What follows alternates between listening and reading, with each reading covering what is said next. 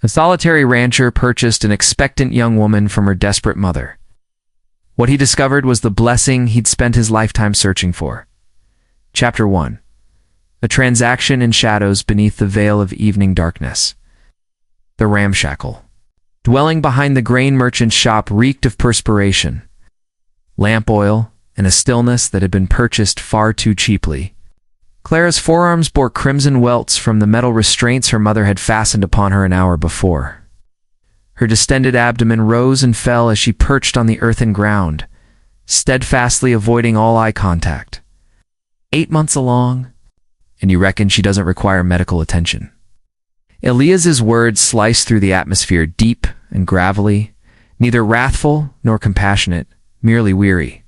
She requires a spouse, not some cursed physician. The elderly woman sneered, her weathered lips twisting as she shifted her stance from one mud-caked boot to the other. A fellow like yourself should understand the distinction. I have no need for a bride, Elias responded, his gaze settling not upon Clara, but somewhere beyond her, as though witnessing phantoms within the timber-planked walls. I seek tranquility.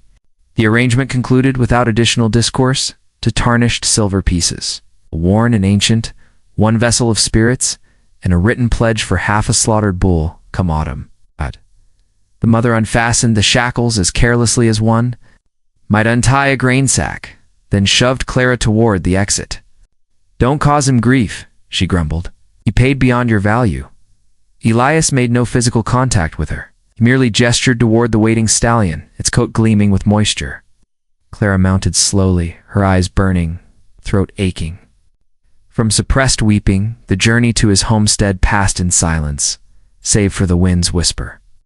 3 miles through dust-laden paths and pine-shadowed passages that seemed to draw breath. His dwelling sat at the boundary of nothingness, no neighbors. No barriers.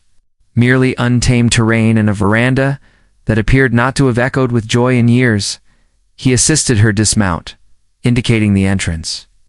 Within, the atmosphere was pristine, excessively so. No tobacco scent, no fragrance, only wood smoke and citrus polish.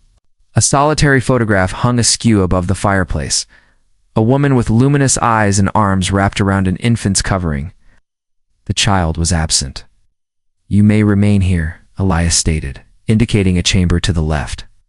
The mattress is solid. Water sits beside the cooking stove. I shall not enter without announcement. Clara remained mute. Her fingers wavered near the concealed fold of her boot, where she'd stitched a slender blade days prior. She nodded once and stepped within. The chamber held the fragrance of purple flowers and dust. The bed was draped with a coverlet too exquisite for the remainder of the dwelling. A brush, looking glass, and pair of unworn shoes rested orderly beside the bureau. It wasn't a cell, yet it felt like one.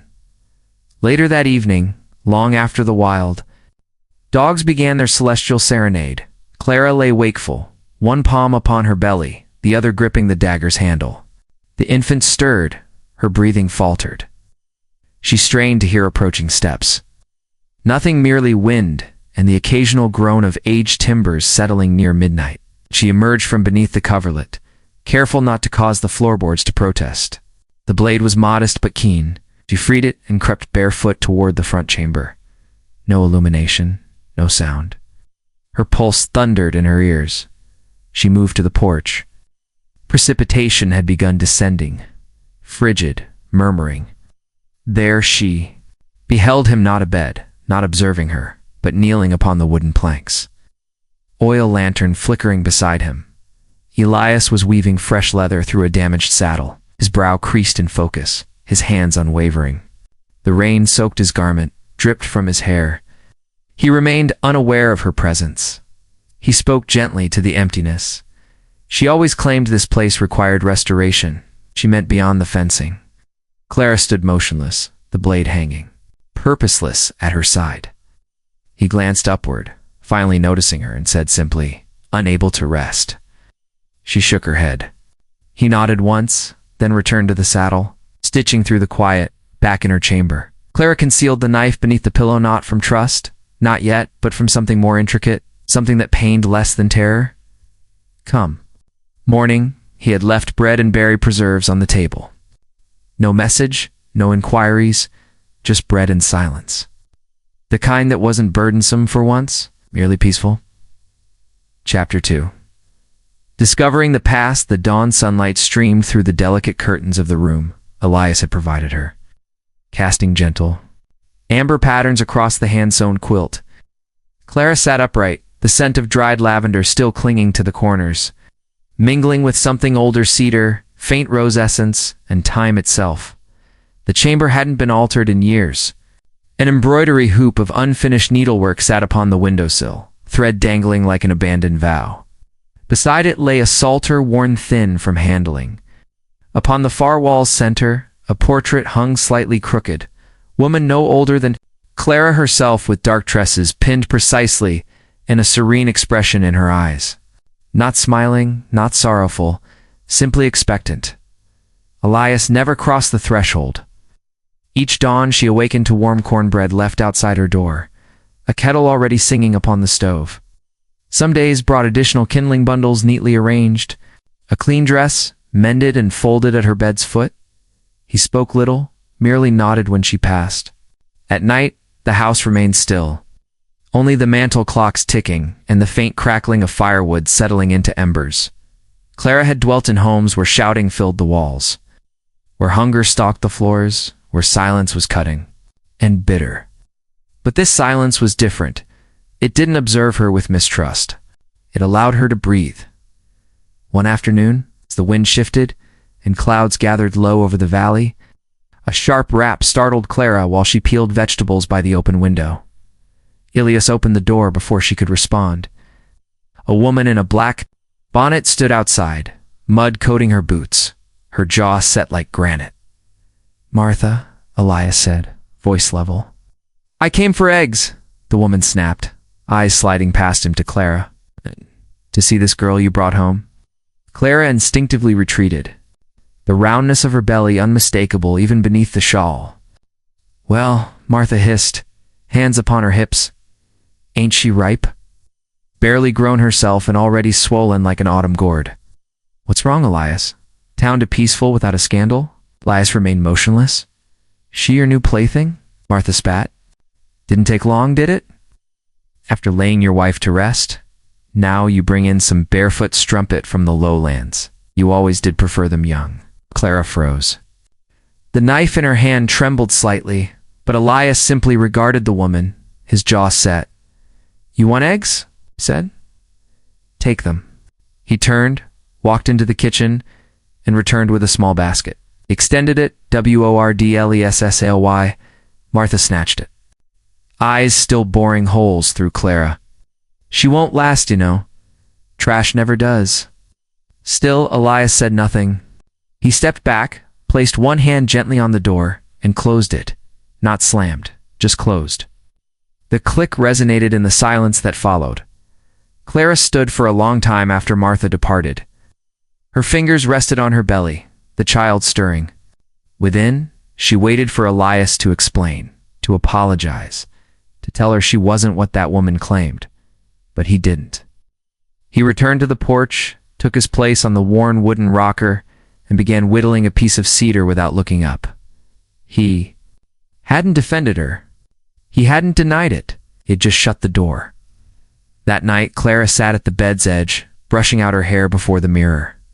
Behind her, the portrait of the other woman the wife watched in stillness. Clara whispered to it almost without meaning to, "He's more afraid of their words than mine." And she realized then he hadn't bought her to save her. He had bought her because he had stopped believing in his own worth, because ghosts were easier than people, because silence couldn't accuse him of anything. But she wasn't a ghost. She was. Still alive, her child would be too. Chapter 3. Flight and return. The wind howled like something untamed that night, rattling the shutters and seeping through the floorboards like icy fingers seeking warmth. Clara lay in bed, eyes open, muscles taut. Every creak of the house fed her anxiety. She had counted the days nearly 2 weeks since her mother had sold her like cattle. Elias hadn't touched her, hadn't even spoken more than necessary, but the silence was no longer comforting. It felt like waiting for a noose to tighten. She rose without lighting the lamp, dressing quietly in the long coat Elias had left hanging on the hook. The blade tucked in her boot pressed against her ankella, grim reminder that freedom always carried a cost. She pulled on thick stockings, wrapped her shawl tightly, and stepped out through the rear door. The cold struck her like a blow. Snow had started falling light but rapid, accumulating over the cracked stone pathway. She pressed forward through the wind, teeth clenched against the sharp bite of air, her boots crunching softly.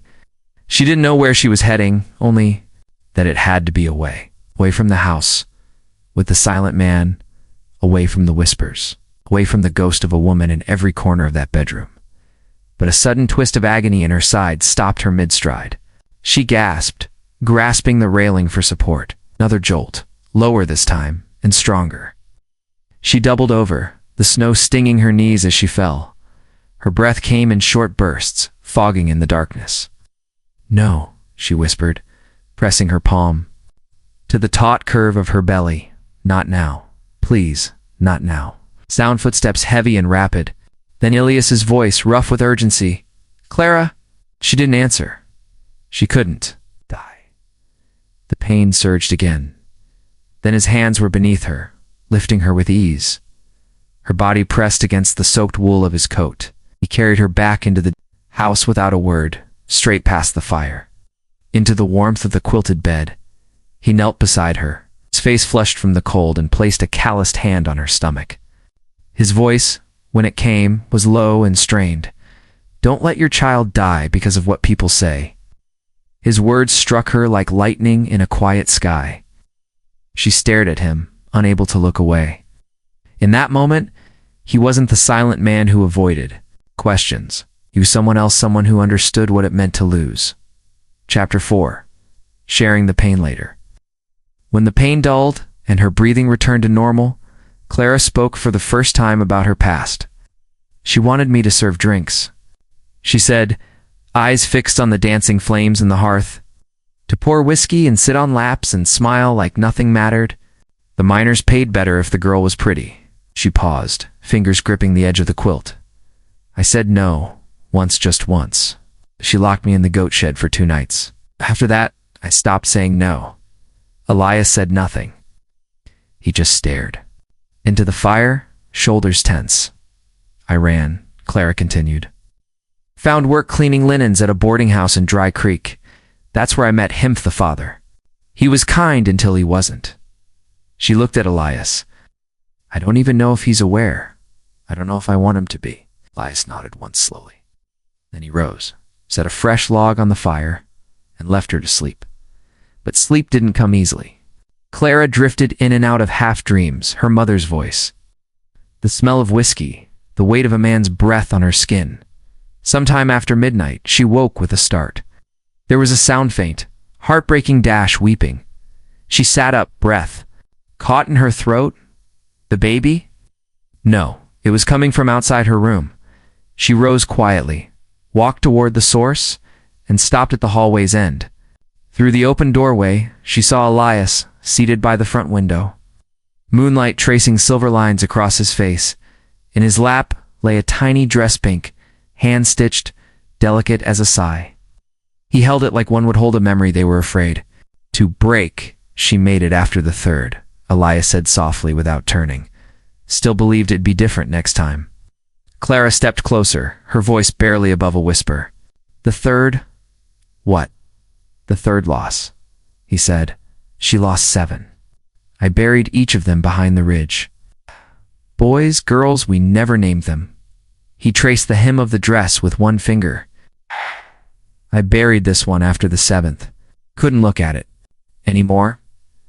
Clara stood in silence, the air thick with a sorrow that stretched beyond years, beyond words. And in that moment, she understood. He didn't shut the world out because he was cruel. He shut it out because it had taken everything he once dared to love. Chapter 5. The sacred ground the morning after the weeping. The snow had mostly melted, revealing the brown, brittle grass beneath. Clara stood at the kitchen window, watching. Elias saddled his horse. He moved slowly, precisely as always, but something had shifted. Last night had transformed the quiet between them into something else. no longer made of fear or uncertainty, but of shared sorrow. After he rode off toward town, Clara wrapped herself in her shawl and stepped outside. The wind had softened, the air damp with thaw. She followed the narrow trail behind the barn, boots crunching on half-frozen soil, past the chicken coop and the broken fence. The footprints led her farther than she had ever dared to go, through a thinning grove of pine. Up a gentle rise, where the trees grew sparse and the sky widened. At the top of the ridge she saw them, 7 markers, worn and uneven, arranged in a line like forgotten prayers. No names, just numbers, crudely etched with a blade into the weathered wood. Clara's breath caught in her throat. She knelt before the last one, the 7th. The earth there was newer than the rest, the grass struggling to grow.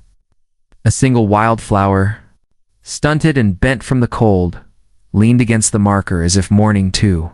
She reached out, fingers trembling, and laid her hand on the wood warm, somehow impossibly warm, and just like that. The tears came not because of fear or shame or loneliness, but because of the weight of it all. The silence she had mistaken for menace, grief mistaken for cruelty. Elias wasn't the man the village whispered about in shadows. He was a man who had buried 7 pieces of hope. She cried for them, for him, for herself. She didn't hear him approach, but when she turned, he was there standing at the edge of the grove, hat in hand, eyes unreadable. He didn't speak, didn't move, just watched her the way someone watches fire, knowing it can warm or destroy. Hey, I thought you killed her, Clara whispered, voice thick. I thought they said, I know what they say, Elias replied softly. I let them. Why? Because arguing takes more breath than silence. His eyes drifted to the markers, then back to her. Each one took a little more from her and me. By the 7th, there was nothing left. Arrow stood slowly, her hand brushing the edge of the wooden cross. She tried to plant roses here, he said. Never grew. Soil's too thin. Wind takes the petals. Maybe this spring, Clara said. We try again. For the first time, his face shifted barely, a flicker of something almost like disbelief. Then he nodded once, the way a man nods when he hears something he didn't realize he needed to hear. They stood there a while longer beneath the sky that promised more cold before warmth. The ridge felt sacred, not in the way of churches, but in the way of pain remembered and honored. Then without a word, they walked back down together, steps slow even, and side by side. Chapter 6. New growth. The days lengthened, and the snow began to pull back its icy fingers from the earth. Shoots of stubborn green poked through the frozen ground. The sky was no longer flat gray, but tinged with the pale blue of approaching spring. Something within the house shifted to knot, loudly, gently, quietly. Clara no longer waited for Elias to leave before stepping outside. She joined him, pulling on gloves, holding nails as he mended the south fence, handing him boards as he patched the roof of the woodshed. She moved with more difficulty now, the weight of her belly more pronounced with each week, but she moved with purpose. At noon she cooked corn, stewed beans, rabbit Elias trapped that morning. Sometimes he spoke, most times he listened, and every evening. As the fire crackled and the sky turned from gold to navy, Clara read aloud from the worn Bible that sat in the kitchen hutch, its pages soft from years of turning. She read slowly, pausing to ask questions, to wonder aloud about passages. What does it mean when it says, "Sorrow may endure for a night, but joy cometh in the morning"? Elias, carving a spoon from hickory in the rocking chair, replied without looking up, "It means sometimes you have to lose something to understand what's worth finding." One afternoon, Clara stood near the porch where Elias tended to a crooked line of wooden stakes running along the fence. She noticed the soil was darkened, turned fresh. Beside each stake sat a bulb, half buried. "You're planting roses again," she said, stepping closer. He glanced up, wiping his hands on a rag. "They won't take. Never have." Clara crouched slowly beside one, her hands pressing lightly into the earth. "And why keep trying?" Elias shrugged. "Because she believed they would. Said even the hardest ground gives in if you're patient enough." And you? He hesitated, then looked at her fully. I never believed it. I kept planting because when she looked out and saw them, Evan, the ones that didn't bloom, she smiled like they did. Clara swallowed the lump rising in her throat. She reached for one of the stakes and turned the soil gently, carefully recovering the bulb. I think she was right. Later that night, as wind whispered against the windows and warmth from the stove wrapped the room like a blanket, Clara sat at the table, one hand on her stomach. The baby kicked beneath her palm, rhythmic and strong. If it's a girl, she said softly, I'll name her Rose. Elias looked up from his whittling. His eyes met. Hers quiet, steady. She'll be stubborn, Clara added. She'll grow where no one thinks she can, even if it takes time. Elias set the carving aside and nodded, not quickly, but with weight. That's a good name, he said, and a better hope. The silence between them. That night was no longer a wall, but something shared like a field waiting for seeds to bloom. Like the space between heartbeat and breath, for the first time in weeks. Clara didn't dream of the mining town, or her mother's fists, or the smell of whiskey on a stranger's coat. She dreamed of sunlight through rose petals, of small hands tugging her braid, Velia smiling not just with his mouth, but with his whole face, as a girl with dirt-streaked cheeks chased chickens through wildflowers, and in the dream, the roses bloomed it perfectly, not all at once, but enough. Chapter 7. Trial by Fire. The wind that night was different, hot, dry, charged with a stillness that made even the coyotes fall silent. The sky above the ridge had turned a bruised shade of purple, and thunder rolled low like a warning drum from the heavens. Elias stood on the porch, watching the distant mountains. A flash of lightning lit the horizon, followed seconds later by a crack of thunder so sharp it split the sky. Then came the smell, acrid, biting smoke. Clara was setting dishes on the table when the first curl of haze drifted through the open window. She paused, nostrils flaring. The baby moved restlessly inside her, as if sensing something was wrong. Elias burst through the door. There's a fire, he said quickly, already reaching for blankets. Up by Briar Ridge. Wind's bringing it this way. Clara moved to the door, looking out toward the tree line. Flames flickered on the distant slope like angry stars falling to earth. We need to move, Elias said, shoving cloths into a bucket of water. The old stone hut, North Trail, it's safe. Clara nodded, her heart racing. But as she turned to grab her coat, a sharp pain stabbed through her spine, forcing her to double over. Alas, she gasped, clutching the edge of the table. He was at her side in seconds, eyes wide. It's time, she whispered, panic rising in her throat. The baby. Another contraction hit harder this time, stealing her breath. Smoke thickened around them. Fire was coming fast. Elias didn't hesitate. He soaked 2 blankets in the bucket, wrapped one around her shoulders and the other around himself. Then with strong arms he lifted her as if she weighed nothing, cradling her belly against his chest. Hold on, he said, and kicked the door open. Outside, the world had turned orange. Ash floated through the air like snow, and the wind screamed across the field, carrying sparks with it. The trail to the stone hut twisted through a narrow ravine, half choked with dry brush, and the flames were hungry. But Elias knew the way. He moved fast, breath coming in short bursts, boots thudding over the dry earth. Clara cried out as another contraction racked her body. I can't, she gasped. I can't do this. Yes, you can, Elias gritted. Just breathe. Hold on to me. The fire was behind them now, but not far. Trees crackled and burst into flame along the ridge. Smoke poured into the trail like a black tide. Clara buried her face against his chest, trying to block the heat, the fear, the pain. Each step jolted her. Each breath tasted of cinders. Then just as her vision started to fade, they reached it. Old stone hut built into the hillside, part root cellar, part memory. It had once been a birthing place too, long ago when hope had lived inside it. Elias kicked the door open, carried her in, and set her down on the straw-strewn floor. The walls were cool, thick, untouched by fire. He worked fast, laying her on. the blankets fetching water from the barrel stored inside, Al lighting a small oil lamp. Outside, the fire roared, but the stone muffled the sound to a distant thunder. Clara screamed as another wave hit. Her body buckled. She clutched Ilias's hand, nails digging deep. "I'm scared," she whispered. "So am I," he said, kneeling beside her. "But you're not alone." Hours passed, or maybe only minutes. It was hard to tell. Pain bled into pain. Elias wiped. Her brow whispered encouragement, held her hand through every groan and cry. He had seen death come through childbirth 7 times before. But this time he fought it. He fought it for her. Finally, a silence. Then a final cry, sharp, raw, and undeniable. And then, over the sound of wind and crackling brush, came another cry, high-pitched, new, alive.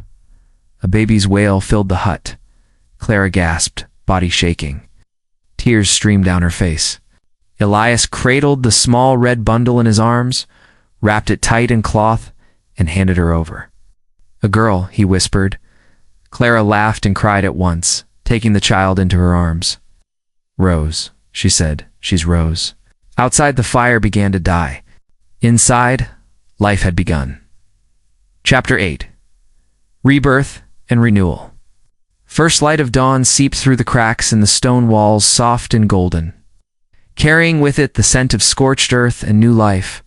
The fire had moved on during the night, its fury reduced to distant smoke trails rising on the horizon, but its memory still lingered in the air, clinging to skin and breath like a shadow. Inside the hut, however, something brighter had taken root. The baby's cries rang out again, fierce, unrelenting, full of breath and new purpose. It wasn't the whimper of something fragile, but the cry of something determined to live. It echoed off the stone walls like a hymn sound no one had heard in that place before, not for 10 long years, and it shattered the weight of that silence. In a single moment, Elias knelt beside Clara, his hands stained with soot and blood, his shoulders trembling not from fear, but from something far more vulnerable. Relief. His chest rose and fell in uneven gasps, as if he too had been reborn. With the child, he looked down at Clara, who held the newborn to her chest with shaking arms. Her face pale with exhaustion and glowing with wonder. There was dirt on her cheeks, sweat on her brow. But her eyes were blazing. The baby, slick with the mess of arrival, squirmed and rooted blindly, searching for warmth, for milk, for a voice she recognized. Her fingers curled in the air like petals unfurling in the sun. Clara looked up at Elias through tears that had yet to dry. "She's strong," she whispered, her voice catching in her throat. "She's loud," Elias replied hoarsely, a ghost of a smile tugging at the corners of his mouth. The lines in his face softened for a fleeting second, making him look almost young again, like the man he might have been long ago, before sorrow carved. Its name across his back, he reached out, his hand unsteady, slow, as if approaching something sacred. With a trembling fingertip, he brushed the baby's cheek. Her skin was soft, possibly soft, like silk warmed by firelight. She blinked, eyes still cloudy with the blur of birth, and let out a yawn so small, so human, it broke him open. "Rose," he murmured. "She'll be Rose." Clara cradled the infant tighter, her lips pressed to the child's damp hair. "You named her." "No," Elias said quietly. "You did." "I just believe it now." He shifted, his body sagging with the weight of what had just passed, and leaned heavily against the stone wall. The smoke had begun to creep in through the cracks again, thun, pale, almost forgotten, but it clung to them still. Ilias's face, streaked with soot, turned gray. His lips were cracked, his eyes dulled. Clara's smile faded. "Elias." He didn't answer. "Elias," she said again, louder this time, urgency climbing her spine. The baby whimpered at her chest, sensing the change. Still nothing. She reached for him. With a trembling hand, her fingers closing around his forearm. It was limp to limp. He slumped sideways, collapsing to the floor like a marionette with its strings cut. "No, no, Elias," she cried, shifting Rose into the crook of her arm and dragging herself toward him. Her knees scraped the stone, her heart pounded so loud it drowned out thought. "Look at me. You stay with me. Do you hear me?" He didn't move. She pressed her ear to his chest, her breath held so tight it hurt. There a sound, faint, shallow, but... "There. Please," she whispered, pressing her forehead to his shoulder. "Please don't leave. Not now. Not when she's here." She shook him once, twice. Still nothing, and then rose, cried a piercing, angry wail that ripped through the air like thunder. It wasn't fear or hunger. It was insistence, a call back to life. Elias gasped. His chest rose sharply, then fell. Another breath, rasping, but alive. His eyes fluttered open, unfocused at first. Then they found Clara's face. "She's got lungs," he croaked. Clara laughed, the sound breaking halfway into a sob. "So do you." He smiled faintly, his eyelids fluttering closed again. "Guess I'll need them." Outside, the fire smoldered into memory. The smoke lifted. And inside that battered, soot-blackened hut, the three of them stayed close wrapped in silence. In breath, in the fragile miracle of survival, bound not by blood, but by the cry that named a child and resurrected a man. Bound by a rose that bloomed in the middle of ruin. Epilogue, a year of miracles 1 year later. The house that once stood in silence now hummed with life. The wooden fence was rebuilt sturdy and straight, wrapped with soft vines and wild grass that had returned with the spring rains. A cradle sat by the front window, carved from cedar and smoothed by hand, where a baby once slept and now stood. Learning to walk, one wobbling step at a time, the rose bushes by the porch had bloomed, not all of them, not perfectly, but enough. Delicate pink petals, open toward the sun, stubborn and tender. They grew where only failure had lived before, inside the house, after echoed in the kitchen Clara's stirring stew. Humming softly as Rose babbled on the floor, clutching a wooden spoon like a scepter, Leah sat at the table mending a doll's torn arm. With the same patience he once used to sew saddles and shoes, letters came now, wrapped in blue ribbon or tucked inside baskets of cornbread and peach jam. Some were apologies. Some were blessings. All came from the same mouths that had once whispered cruelty. They left quilts, socks, even a note scribbled in a child's hand that said, "Sorry for what my mama said." The porch became a gathering place. On warm evenings, sometimes neighbors stopped by, awkward at first, bringing pie or old stories. Clara never asked why they came. She just passed around the tin cups and let them come again. One morning, Clara held Rose on her hip, pointing to the flowers by the fence. "She called you Dada yesterday," she said, smiling. Elias raised an eyebrow. "Before Mama?" Clara laughed. "Twice, I counted." He chuckled, that quiet, familiar sound that still made her chest ache in the best way. "She's a clever one." "She's yours," Clara said softly, meaning more than the words. He reached out and touched the child's cheek. "Ours." That evening, as the sun melted into amber across the valley, Rose toddled barefoot through the yard. Her curls bounced with each step. One chubby hand clutched around the stem of a fresh-picked rose. She squealed with delight at a butterfly, stumbled and rose again, dash undeterred. Clara watched from the porch, hand resting on her belly, now round once more with new life. Elias stood beside her, his hand gently on her back. The land around them, once scorched and barren, had grown green again. Not perfect, not easy, but alive. And as Rose ran laughing into the golden light, the petals of her rose trailing behind her like blessings, Clara whispered, "Some things must be lost to make room for miracles.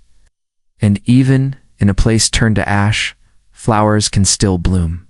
If this story stirred something in your heart, if you felt the quiet strength of a man who thought he had nothing left, the resilience of a young woman rising from betrayal, and the miracle of a rose blooming from ashes, let us know with a like, a comment, or most of all, a subscription. This is Wild West Echoes, where forgotten romances are brought back to life, where broken hearts learn to beat again, and where miracles grow in the most untamed places. Subscribe. to stay with us through every tale of longing, redemption, and love that defied the frontier. And don't forget to hit the bell so you never miss a story where bullets missed, but hearts did. Thank you for riding with us. We'll see you in the next story.